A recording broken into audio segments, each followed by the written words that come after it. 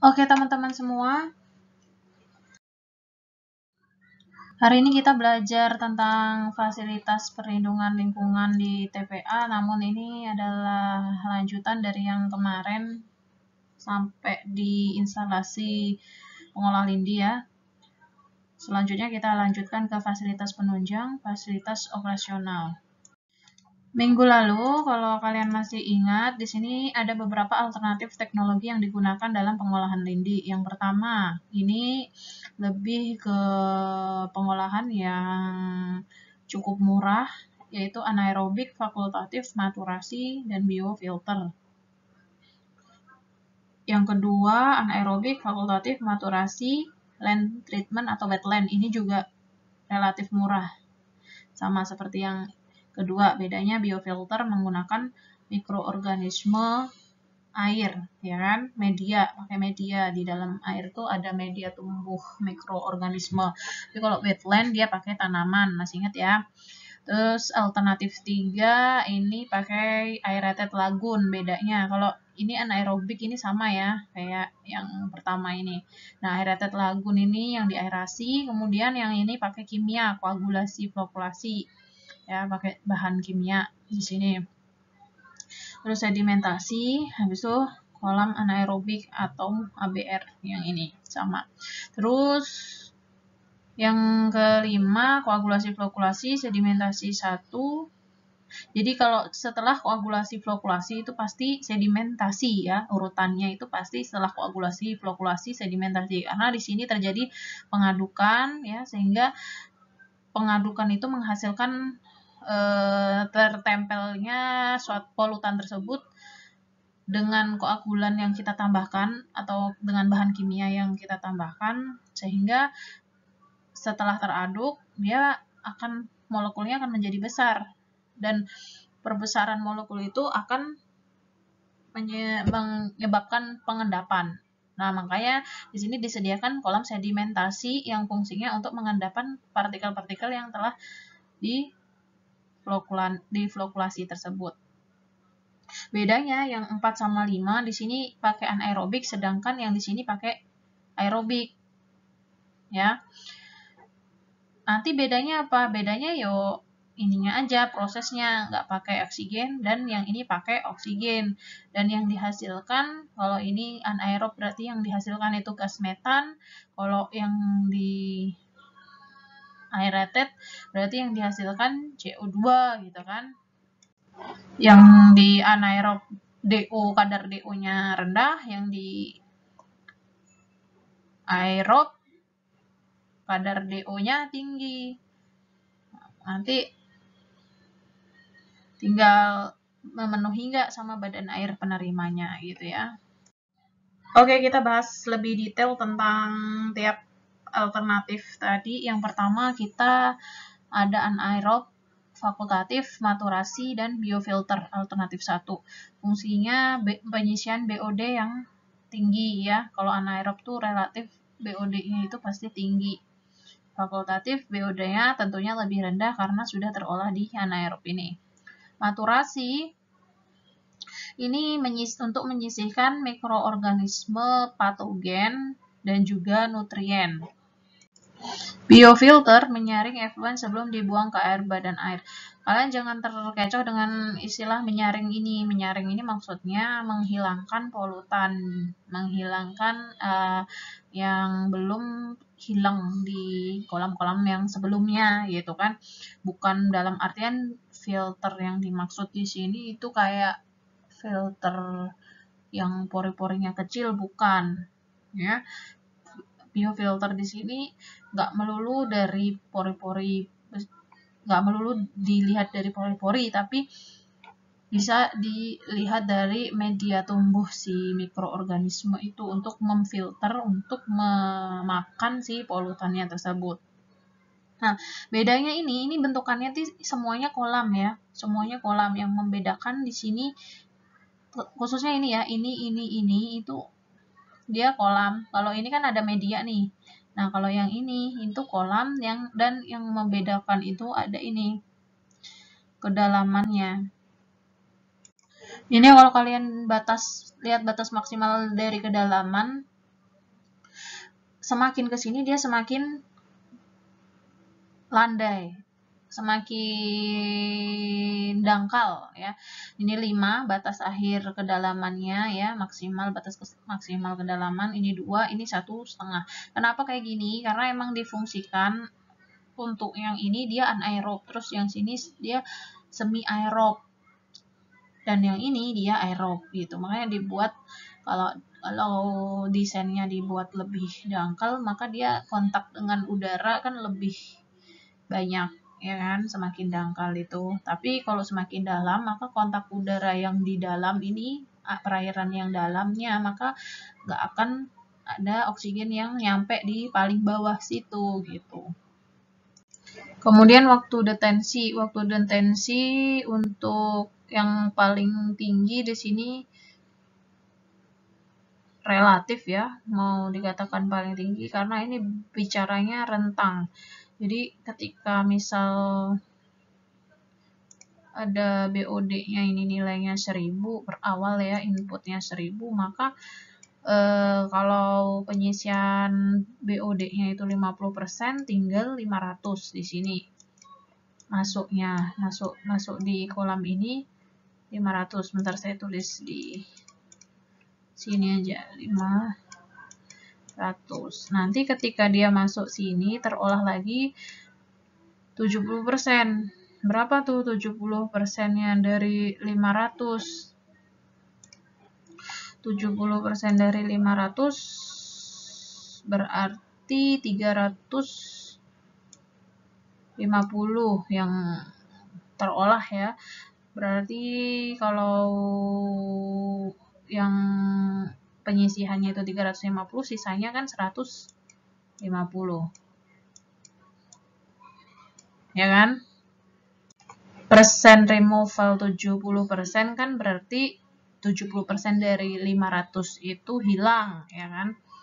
Nah, 70% dari 500 yang hilang tadi 350. Jadi yang masuk ke sini berarti dikurangi 500 dikurangi 350 yang hilang tadi. Ya, berarti polutannya masih ada sekitar 150. Nah, terus ini 60% lagi dari sini, di ini 60% lagi, berapa tuh di removal 60%? 60%-nya 150 kan 90, berarti sisanya berapa tuh yang masuk ke sini? 150 dikurangi 90, berarti 60 gitu ya, yang masuk ke kolam biofilternya. Nah, berarti ini 75%-nya 60, yang keluar ke badan air tinggal berapa? 75%-nya 60 kan 45, 60 dikurangi 45, berarti sisanya 15 mg per liter untuk BOD-nya. Nah, berarti 15 mg per liter itu udah memenuhi belum dengan kriteria badan air penerima gitu. Badan air penerima ini kelas berapa gitu. Cocokkan di permen LH nomor 82 tahun 2001 sesuai kelasnya ya. Di sini parameternya sebenarnya banyak, ya kan? Nggak cuma BOD, tapi yang dijadikan patokan ini adalah BOD, karena BOD ini adalah total bahan organik yang memang bisa diuraikan oleh mikroorganisme. Kan kita pengolahan ini adalah pengolahan biologis semuanya ya, pengolahan biologis. Artinya di sini menggunakan mikroorganisme untuk penguraian polutannya. Nah, parameter yang bisa diuraikan oleh mikroorganisme itu adalah parameter BOD. Nah, kenapa bukan COD? Karena COD itu ada parameter-parameter yang COD itu adalah gabungan bahan organik dan bahan anorganik. Sehingga kalau kita menjadikan itu sebagai patokan, sepertinya kurang pas karena yang kita gunakan pengolahan biologis. Beda cerita kalau misalnya kita menggunakan pengolahan kimia. Ya, kimia itu kan kalau pengolahan kimia artinya ada bahan yang ditambahkan, itu kan akan untuk yang anorganik tadi yang tidak bisa diuraikan oleh mikroorganisme, maka akan dilakukan pengolahan secara kimia tadi. Jadi tepat sasaran gitu loh dari segi pengolahan yang digunakan sama parameter yang dijadikan acuan.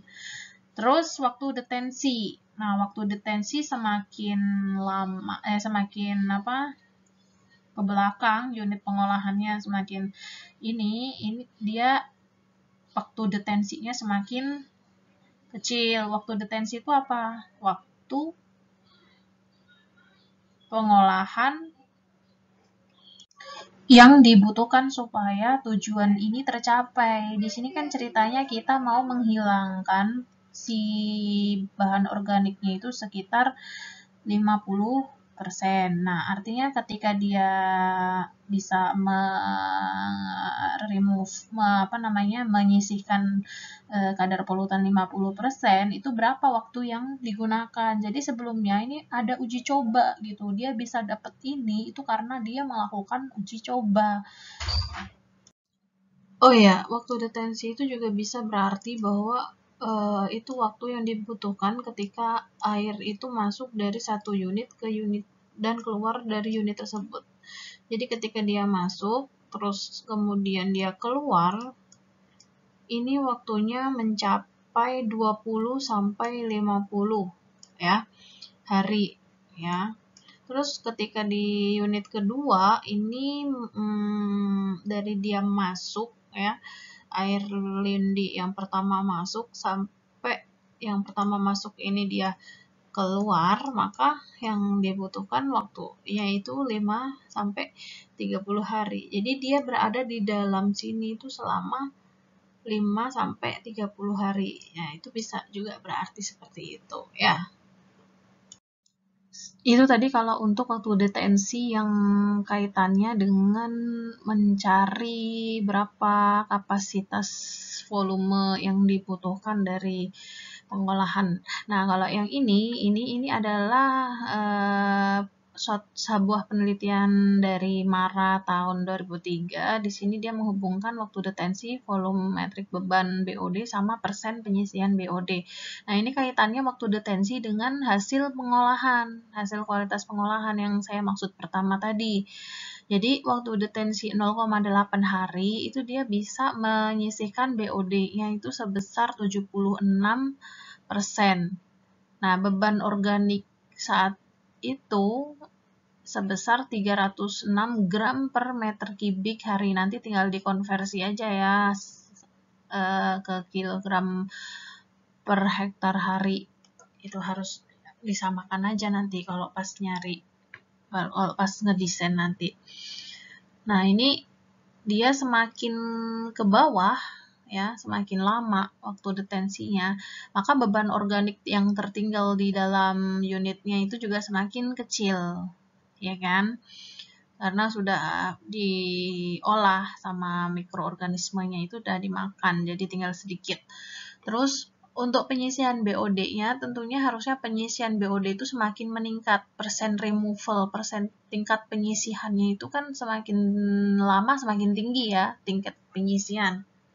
Nah, ini dari yang hari 0,8 sampai 1,9 dia terjadi peningkatan ya. Bisa dibilang terjadi peningkatan, tapi kemudian dia turun, terus dia naik lagi. Nah, turun naik ini juga disebabkan karena faktor luar yang mempengaruhi. Misal nih, ada kematian mikroorganisme yang menyebabkan mikroorganisme tersebut terurai kembali gitu ya, sehingga dia akan menghasilkan nilai BOD yang lebih tinggi lagi, meningkat gitu kan. Otomatis ini akan mengaruh ke penyisian ya. Penyisiannya akan menurun karena menganggap bahwa BOD itu dari hari ke ini ya, ke sini itu dia nilai BOD-nya meningkat. Itu karena meningkat itu jadi penyisiannya terlihat kecil. Bisa dipahami ya, semoga bisa ya. Dan kalau kalian bandingkan ini dengan waktu detensi ini terlihat cukup sangat jauh perbandingannya ya. Sorry ini ya, maksudnya ini kan kolam anaerobik ya yang di sini. Kalau yang ini kan tadi kolamnya udah bukan anaerobik, maturasi fakultatif ya, fakultatif maturasi sama biofilter. Kita lihat ini karena ini adalah yang di anaerobik dia ya penelitiannya. Nah, di sini terlihat sangat jauh ukuran bukan ukuran lama waktu detensinya ya, karena memang yang dimaksud itu beda. Kalau waktu detensi ini dia yang tadi saya bilang pertama, ketika masuk dia sampai dia keluar itu waktu tinggal air limbah di dalam unit pengolahannya itu lamanya sekian. Tapi kalau ini adalah waktu removal, waktu removal tuh yang dimaksud ketika air limbah itu tadi 1000, terus dia bisa mencapai 76% removalnya itu ketika dia lama harinya itu 0,8 hari.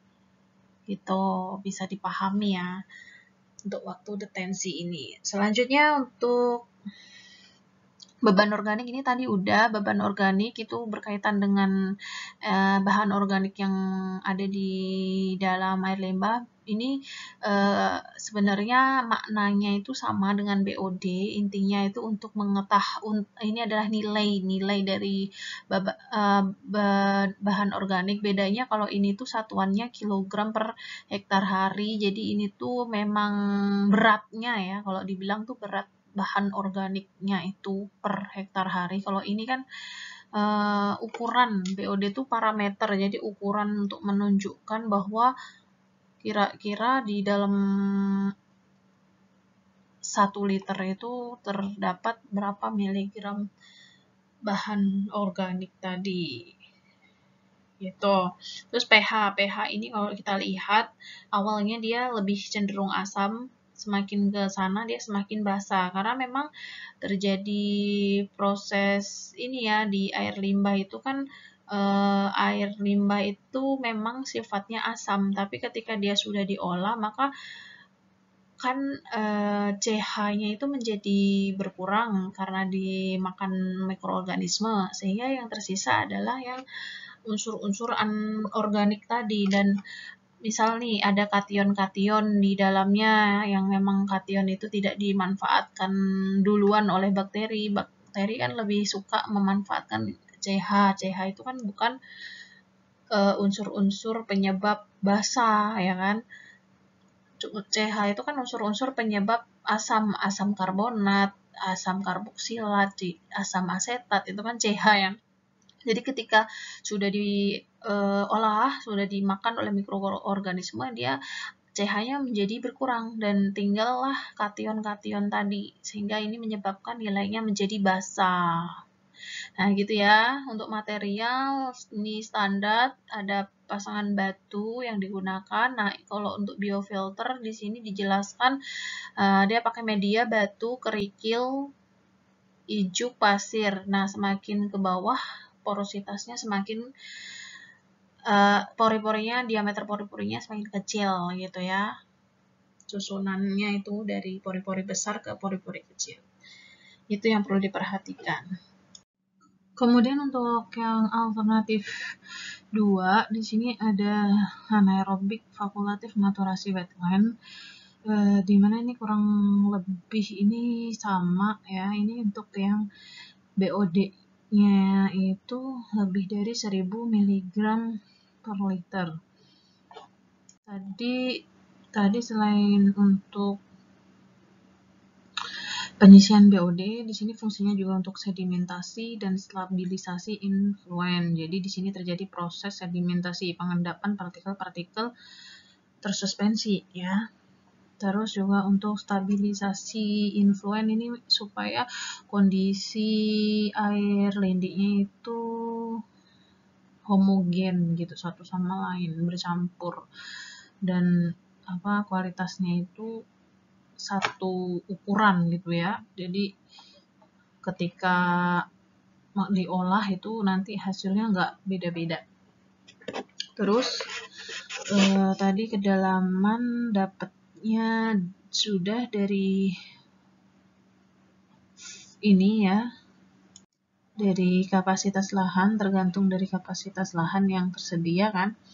Terus penyisihan BOD ini juga sudah ngerti caranya ya. Kemudian waktu detensi juga sudah, beban organik juga sudah, terus pH-nya sama ya, materialnya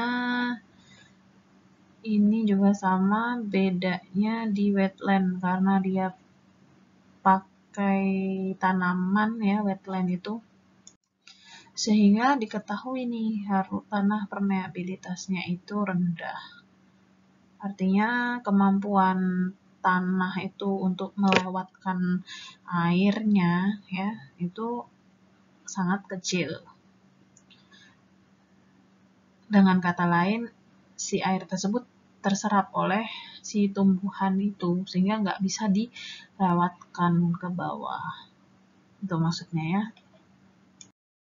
Selanjutnya untuk alternatif 3, di sini cuma ada 3 kolam ABR, yaitu anaerobic baffle reaktor, sama dengan kolam anaerobik tadi. Bedanya ini ada baffle-nya. Baffle itu kayak sekat gitu, supaya sekat itu berfungsi supaya menghalangi partikel-partikel tersuspensi sehingga dia tertabrak oleh si baffle dan turun ke bawah. Kalau yang sebelumnya kolam anaerobik dia tidak ada baffle-nya sehingga pengendapan yang terjadi itu hanya ke bawah. Saya contohkan ya. Jadi ini tadi kolam anaerobik. Kalau ini dia kolam anaerobic baffle reaktor. Di sini dia punya sekat-sekat gitu. Nah, ketika air limbah masuk, yang terjadi pengendapannya akan seperti ini ya. Nah, yang di sini tentunya akan semakin kecil dibandingkan endapan yang di sini. Dia akan tertumpuk di sini. Gitu kan? Nah, kalau ini dia akan ketika masuk, endapannya itu akan terhantam di sini ke dinding-dindingnya ini. Sehingga yang di sini akan mengendap semakin banyak dan sedikit gitu ya, seiring berjalannya air limbah tersebut, air lindi tersebut. Selanjutnya kalau dilihat dari kedalaman, di sini kedalamannya tentunya lebih dalam dibandingkan yang alternatif 1 dan 2. Karena ini memang cuma 3 kolam, sehingga karena ada 3 kolam, maka kolam ini volumenya harus lebih besar dibanding yang tadi yang 4 kolam. Kalau 4 kolam kan dibagi 4 tuh ya kan. Jadi dikit-dikit kedalamannya kecil-kecil. Nah, ini karena dibagi 3 ya jadi kedalamannya ya lebih dalam, volumenya itu juga lebih dalam gitu kan. Kalau dari sisi penyisihan BOD di sini yang berperan adalah ABR dan aerated lagoon. Beda dengan pemisahan padatan, ini tidak terjadi penyisihan BOD ya. Karena waktu ini hanya terjadi sangat cepat gitu loh. Nah, ini kalau dilihat dari waktu detensi. Ini jadi proses yang bisa menyisihkan BOD itu butuh waktu itu lama ya, kurang harian hitungannya ya. Sedangkan kalau yang pemisahan padatan ini dia tidak sampai 1 hari, sehingga memang dia proses biologis itu tidak terjadi di dalamnya, dia cuma proses fisik penyaringan supaya yang keluar itu dia tidak terlalu keruh gitu ya. Bisa dipahami ya. Sedangkan kalau dari waktu detensi kurang lebih seperti ini. Aerated lagoon itu adalah kolam aerasi ya. Kalau dilihat dari kedalamannya, kedalaman ini dalam ya, cukup dalam, sehingga kolam-kolam tadi memang harus dipasang aerator di dalamnya. Karena kalau mengandalkan aerasi yang alami gitu ya, misal dari bangunannya gitu dibuat terjunan atau dibuat dangkal supaya berkontak dengan udara luar, itu sepertinya nggak mungkin ya, karena ini kan kedalamannya aja 1,8 sampai 6. Ini cukup dalam, sehingga ini pasti dipasang aerator ya, untuk aerated lagoonnya. Kemudian beban organik tentu yang di ABR lebih tinggi daripada yang di aerated lagoon karena sudah mengalami proses degradasi dari sini. Nah, kemudian di sini dia bisa meningkat nih, beban organiknya juga bisa meningkat karena mikroorganisme tadi ya, seperti sebelumnya. Terus beban hidrolik di sini maksudnya beban air, tapi ini jarang digunakan ya untuk merancang suatu unit pengolahan. Biasanya yang sering dipakai itu ya ini, besar penyisihan, waktu detensi, kedalaman, beban organik, ini juga cukup diperhitungkan ya. Kalau ini sepertinya hanya menjadi variabel kontrol gitu, kayak pH material ini juga tidak menjadi unsur utama dalam suatu perancangan. Oke, gitu ya. Selanjutnya di alternatif 4, ini ada koagulasi, flokulasi, sedimentasi, anaerobic pond, dan ABR. Oke, kalau di sini untuk koagulasi, flokulasi kan hanya penambahan koagulan dan juga pengadukan ya, sehingga di sini banyak yang kosong nih. Untuk kedalaman nggak perlu karena dia satu bak sama sedimentasi, dia nggak membutuhkan ini gitu karena dia hanya pembubuhan gitu kan. Terus jadi gini, jadi misalnya nih kita lagi melakukan proses koagulasi, flokulasi. Nah, di satu bak ini kita tambahin dulu, bubuhin dulu koagulan, terus diaduk cepat, terus diaduk lambat gitu kan. Habis diaduk cepat 10 menit atau 2 menit dia diaduk lambat gitu kan. Habis diaduk lambat, ya udah mesinnya dimatikan, nanti dia terjadi pengendapan sendiri di dalam bak itu juga gitu kan. Terus untuk waktu detensi juga tidak dibutuhkan waktu yang lama. Total dari koagulasi flokulasi ini 0,5 jam, setengah jam ya. Nah, ini dosis koagulannya. Kalau pakai kapur berarti 300 sampai 4.500 mg per liter. Ini dia pakai range ya, ini pakai range. Dia pakai karena dia juga ngutip ini dari penelitian-penelitian orang, sehingga nggak ada angka pasti juga, tergantung dari kondisi air limbah masing-masing gitu. Tawa segini. Terus untuk polimer kationik ini 0,2 ml per liter. Ini sepertinya 0,2 ini adalah bentuk cairan. Kalau ini dia bentuk padatan gitu ya, karena satuannya miligram. Ini mililiter berarti satuan cairan kan. Nah, atau dalam kata lain, kalau kalian mau membubuhkan berarti butuhnya ini 1%. 1% dari total air limbahnya itu gitu. Kalau yang mili ini ya, kalau pakai yang cair berarti 1%-nya kurang lebih gitu. Terus untuk sedimentasi ini penyisian vlog padatan, oke, gini sini ya, karena dia terbentuk vlog maka dia harus diendapkan. Habis itu kedalamannya itu sekitar 3-5 meter. Kalau di sini berarti bukan menyisihkan BOD ya, di sini menyisihkan partikel tersuspensi yang susah mengendap ya, bukan BOD. Terus waktu detensi 1,5 sampai 3 jam.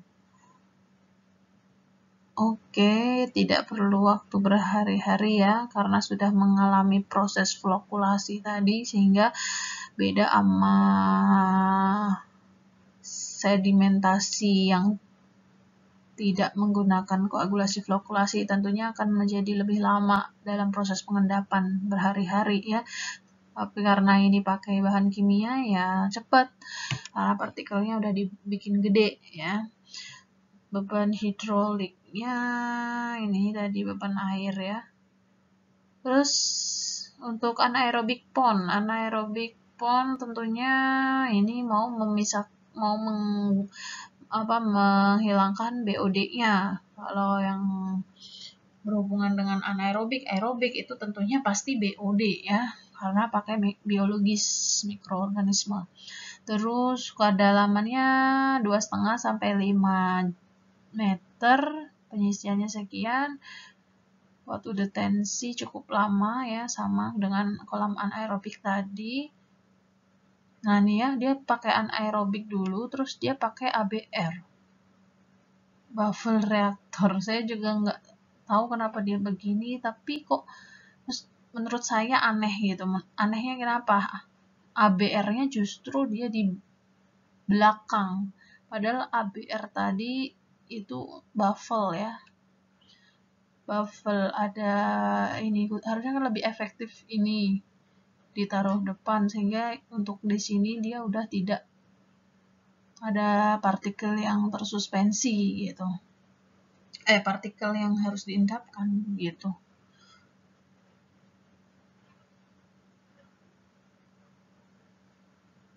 Ya gitu ya.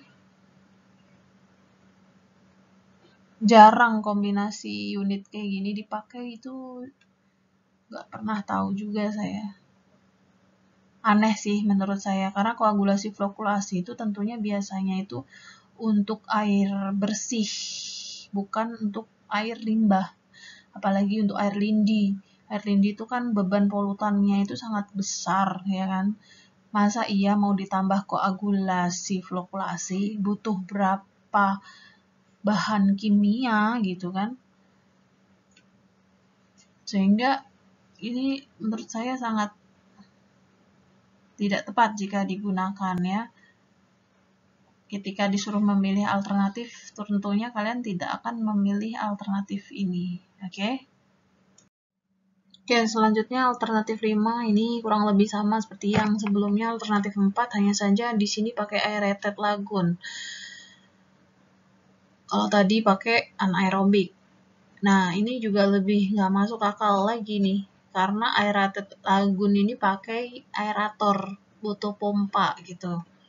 Sudah di sini butuh bahan kimia, di sini butuh pompa aerator ya kan.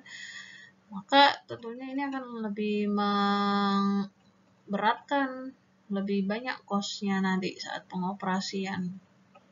Nah, kalau saya ini juga coret ya. Ini maksudnya ini untuk urutannya, habis koagulasi flokulasi, ini sedimentasi 1 ya. Baru aerated lagoon, terus baru sedimentasi 2. Karena sedimentasi 1 dan 2 ini kan sama kriteria desainnya, maka di sini dia digabungkan aja. Cuman urutannya harusnya sedimentasi 1 itu di antara sini, di antara koagulasi sama aerasi. Oke. Selanjutnya saya ingin mendengarkan pendapat kalian, bukan mendengarkan ya, melihat ya, mengetahui pendapat kalian. Saya ingin mengetahui pendapat kalian itu tentang alternatif pengolahan yang menurut kalian paling baik, paling efektif jika itu diterapkan di instalasi pengolah air lindi TPA kita. Kalian sertakan alasan kalian kenapa memilih alternatif itu, dan juga kalian harus mengkaitkan, membandingkan dengan alternatif lain. Kenapa alternatif ini lebih baik dari alternatif lain tersebut, gitu ya. Oke, pembahasan selanjutnya kita tentang ventilasi gas ya. Di sini kalian bisa baca dari mulai bagaimana pemasangan pipa ventilasinya di dasar itu sampai ke atas nanti ya.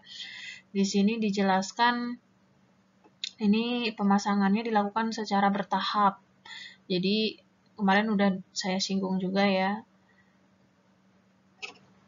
dipasangnya itu bertahap. Jadi waktu awal timbulan maka ya berapa meter dulu, nanti udah sampahnya udah menumpuk tambah lagi gitu, tambah menumpuk lagi tambah lagi gitu.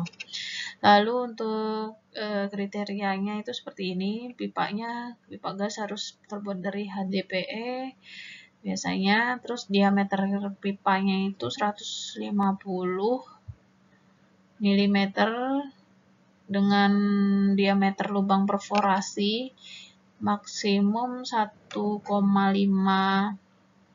cm. Tahu ya perforasi itu apa? Yang lubang-lubang itu loh, lubang-lubang kecil pada pipa itu loh.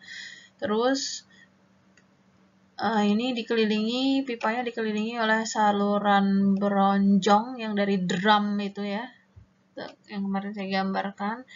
Drumnya itu diameternya 400 mm dan diisi dengan batu pecah diameter 50 sampai 100 mm. Terus kemudian ketinggian pipa ventilasi tergantung pada rencana timbunan ya. Setiap lapisan sampah ditambah 50 cm. Oke, berarti harus dilebihkan 50 cm di atas, paling atas timbulannya ya. Selanjutnya, pipa ventilasi pada akhir timbulan harus ditambah dengan pipa besi berdiameter 150 mm.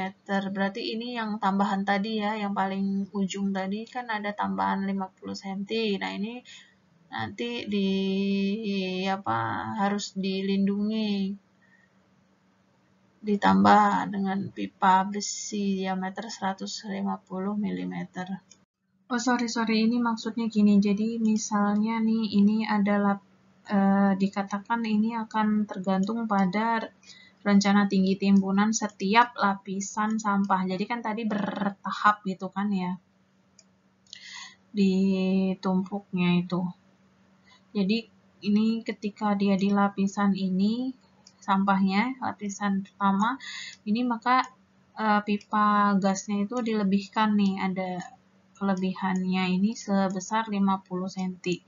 Nah, nanti setiap nambah lapisan lagi, ini juga nanti diteruskan dan ini dilebihkan lagi 50 cm gitu ya. Nah, ketika udah mencapai atas, ini nanti kalian ditambahkan dengan pipa besi diameter 150 mm. Nah, ini ada pipa besi yang diameternya 150 mm di paling atas ini. Nanti instalasinya berarti ke arah instalasi gas pengumpul gas gitu ya. Selanjutnya, gas yang keluar dari ujung pipa besi harus dibakar atau dimanfaatkan sebagai energi alternatif. Oke. Terus jarak antara pipa ventilasi gas 50 sampai 70 meter jaraknya dari lokasi titik lokasi ya, antar titik lokasinya. Kemudian pada sistem sanitary landfill, gas bionya, gas metannya harus dialirkan ke udara terbuka melalui ventilasi sistem penangkap gas lalu dibakar pada gas flare. Sangat dianjurkan menangkap gas bio tersebut untuk dimanfaatkan. Oke, ini jelas ya kalian ya membacanya ya. Jadi bisa dialirkan ke udara, tapi harus diperhatikan juga nih. Maksudnya dialirkan ke udara tuh bisa nggak dimanfaatkan gitu loh, bisa nggak dimanfaatkan tapi harus sistem penangkap gas ini yang berbahaya, gas metan itu harus aman ke dilepaskan ke udara tuh harus sudah aman gitulah ya, dengan cara dibakar dulu gitu. Kalau dibakar kan berarti kan ada oksigen ya kan. Nah, jadi ketika dia dibakar maka yang keluar nanti bukan CH4 melainkan CO2. Oke, untuk ini kalian bisa pelajari sendiri, kalian bisa baca sendiri. Kalau nggak paham bisa kita diskusikan nanti ya. Mungkin istilah-istilah yang kayak gini, impermeable, berarti impermeable itu tidak permeable ya. Tidak permeable ini maksudnya tidak bisa melewatkan ya, tidak bisa melewatkan aliran gasnya itu. Nah, ini dijelaskan untuk menghalangi aliran gas. Jadi dibuat kedap gitu ya. Kemudian, nah ini untuk ventilasi akhir ini, jadi ditekankan di sini kalau ex-TPA ya, TPA bekas itu lambat laun juga dia hasil gasnya itu menipis.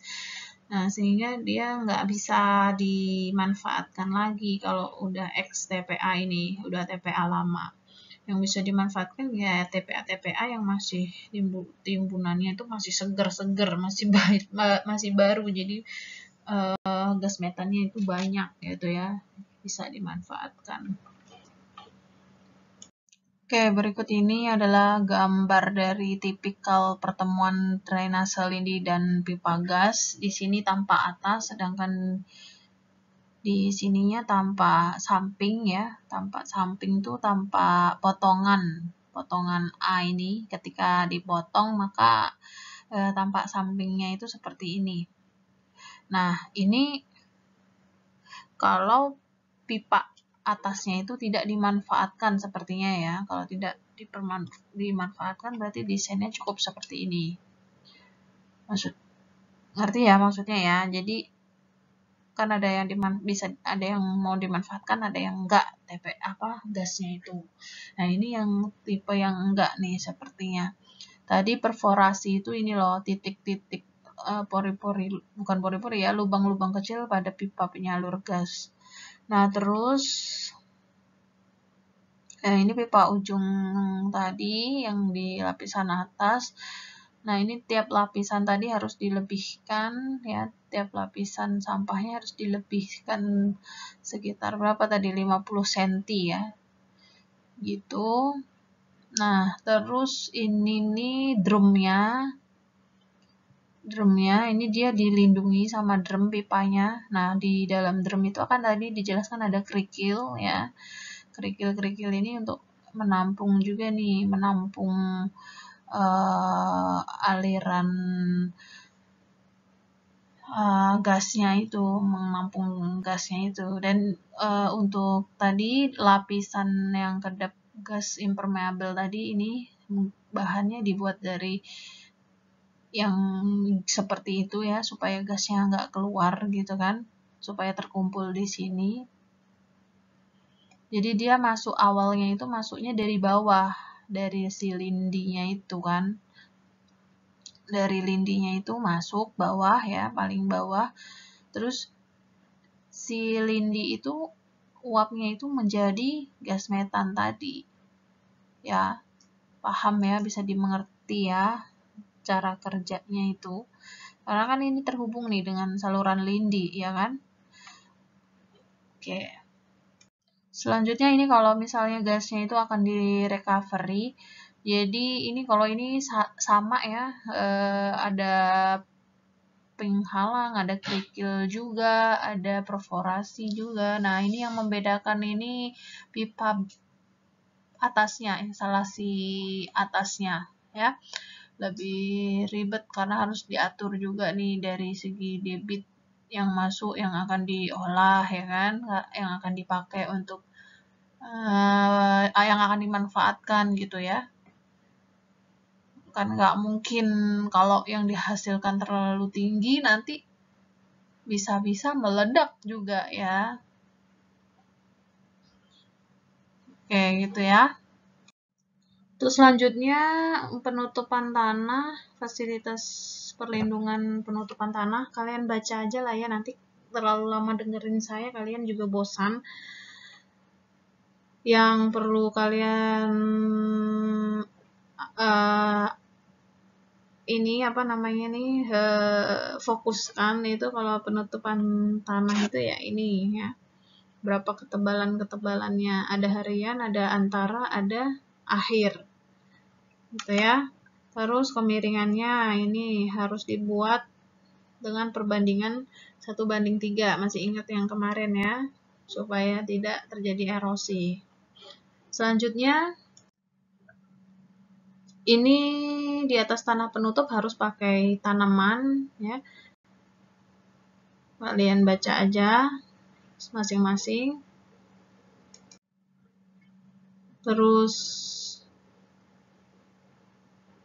oke, ini masih bisa kalian pahami sendiri.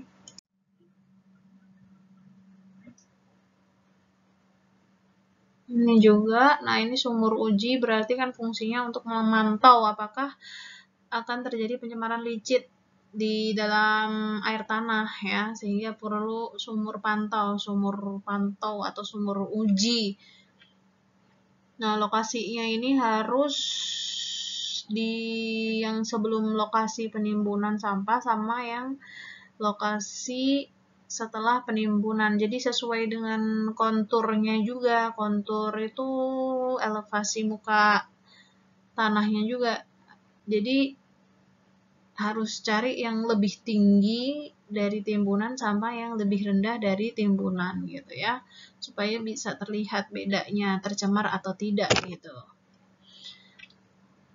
Kalau tidak tercemar berarti harusnya antara yang di atas sebelum timbunan sama yang di bawah setelah timbunan itu nilainya harusnya sama ya. Tapi kalau terjadi pencemaran berarti kualitas air tanah di bawah lebih buruk daripada kualitas air tanah yang ada di atas. Bisa dimengerti ya. Oke, ini untuk jembatan timbang juga sudah sering saya bahas. Kalian bisa baca. Air bersih juga standar ya. Tuh. Kalian udah belajar SPAM, PWPAM tentunya ngerti ya menghitung kebutuhan air bersih. Cuman skala kantor aja padahal ya. Kalau yang kemarin SPAM kan skala wilayah sudah ya. Hanggar ini tempat menyimpan truknya, menyimpan alat-alat berat juga. Oke, fasilitas pemadam kebakaran. Oke, karena rawan banget ya terjadi kebakaran di TPA itu karena banyak gas metannya ya. Terus fasilitas daur ulang atau pengomposan. Ini yang berkaitan dengan MRF juga kemarin, kalau memang lahan TPA-nya itu luas, berarti memang harus dibuat di dalam situ, cukup ya dibuat aja gitu ya. Kalau nggak cukup ya di luar area tersebut. TPS 3R itu juga termasuk dari kegiatan MRF kita. Ini alat berat juga kemarin sudah ya. Bulldozer, mana yang bulldozer ini ya? Bulldozer, ini loader, ini ekskavator. Oke. Gitu aja, terima kasih. Jangan lupa dikerjakan tugasnya. Semangat. Malam.